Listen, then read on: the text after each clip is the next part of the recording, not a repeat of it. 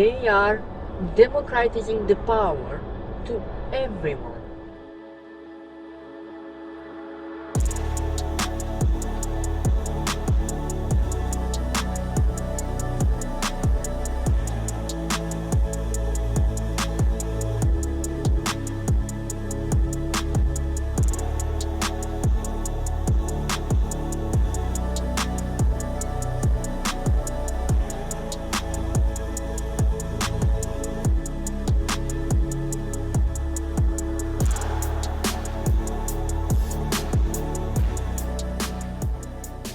What's up guys, I got the chance to see the new Tesla Model S Plaid, the new 2023 model, and I want to say first off the bat that it's amazing given the history that Tesla has with the material quality and also panel caps.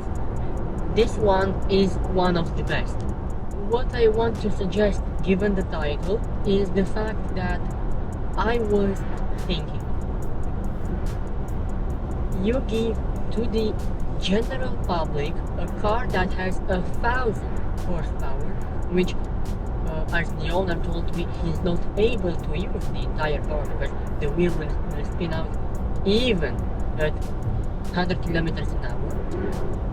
And most importantly, you give that car to the general public at a fraction of the price that it would be actually worth. Let me explain. You have a full-size sedan with all the technology that you want and all the amenities that you want. You have ventilated seats, you have a heat pump, you have a giant thermal screen which is amazing. It's flawless. It has a response rate almost better than the iPad. You have great charging curve. You have basically every single thing that you want from a car in that car with less than $150,000 or euros.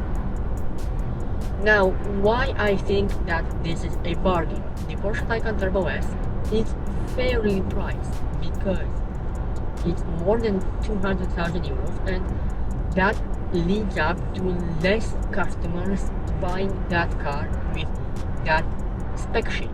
Now, we are normal drivers. We can't hold up 1,000 horsepower on a straight line.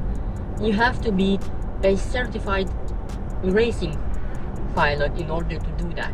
And I think you need to pay a lot more just for the exclusivity part.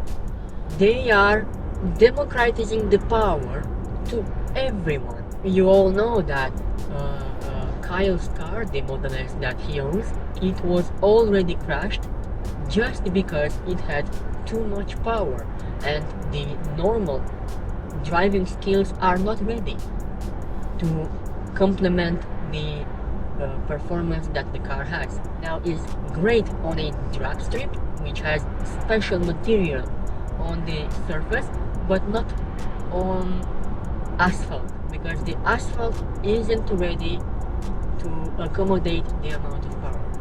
I want to start off with the exterior design, and I will explain some things that are not really visible at the first glance. First is the panel caps. It's a lot better, but it's still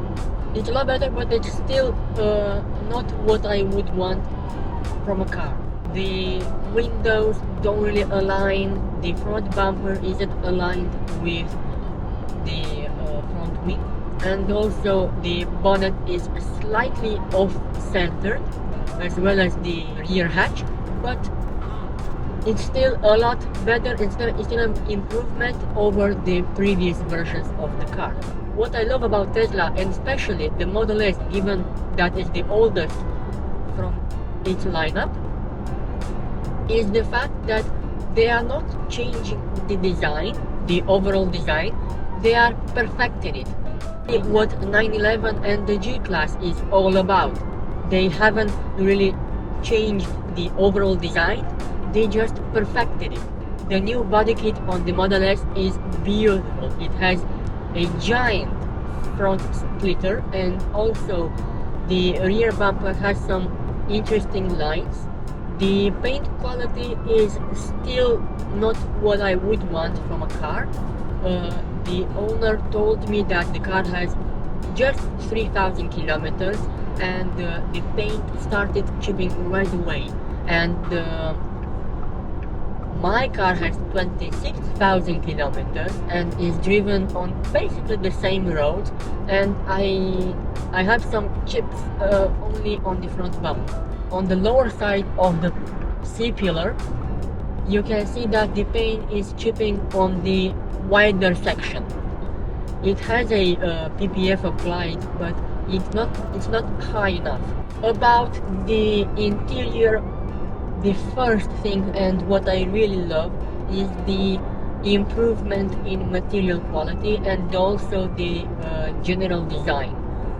Now with the bigger screen, it's much better integrated, and also it has the ability to rotate at a certain degree. The yoke steering wheel, the owner told me that it's fine, but it's terrible when you want to park, because the steering wheel is so wide that when you take a left or a right, it will hit in your knees. You really have to stretch your legs in order to turn the wheel, which I think is a bummer, but given the new update of the configurator, you can now option the round and the yoke steering wheel at no additional cost. I strongly think that the PR and also the managers at Tesla saw the problem, and they are giving the option to have it or to decline the option. The leather quality is amazing, I would say that, and also the you see here I have this softer material which in Porsche language is called Racetex. That car has almost the same material in terms of feeling, but if you pay close attention, you can see that my material is slightly softer. It will be interesting to say how the interior holds up, given the complaints that already new owners have about the yoke steering wheel, the fact that it's chipping the leather. But other than that, I would see not a single issue in the material side of things. The trims are some sort of carbon fiber or a really good plastic, which looks really good, and what I love about it is the fact that it has a matte finish, not a glossy one. The textile that is in the carpet is a lot softer than the previous generation, which I think is a good thing. It has a 97 kilowatt hour net capacity. The owner told me that the charging curve is much better than the previous generation, which means that not only you will travel a lot farther with a single charge, but the waiting time will be still the same as of the previous generation. What I mean by that, if you are charging for 30 minutes, you will be able to travel 100 kilometers more, because the owner told me that given the fact that it's only 8 degrees Celsius outside, it's able to get around 500 kilometers of road distance, which in EV terms, that's amazing. That's one of the best cars in terms of range. Let me quickly touch up the brakes. The surface area of the rotor is too small in order to complement the ginormous power. So I will highly suggest you don't use the Plaid mode if you want to track the car or go into some twisty roads. I think sport mode is all you need for that kind of situation. I will have to test out for myself. I think I will do that in the first driving video. What I hate about the car is the fact that the power is good, but you can't stop it. The braking abilities are trash. as the owner suggests. Now once again I will have to test out, but I trust the owner. I know his experience, and if he says that the brakes are trash, the brakes are trash. I hope you enjoyed the video. I hope it was helpful for some of you, and be sure to subscribe, and I will see you in the next one.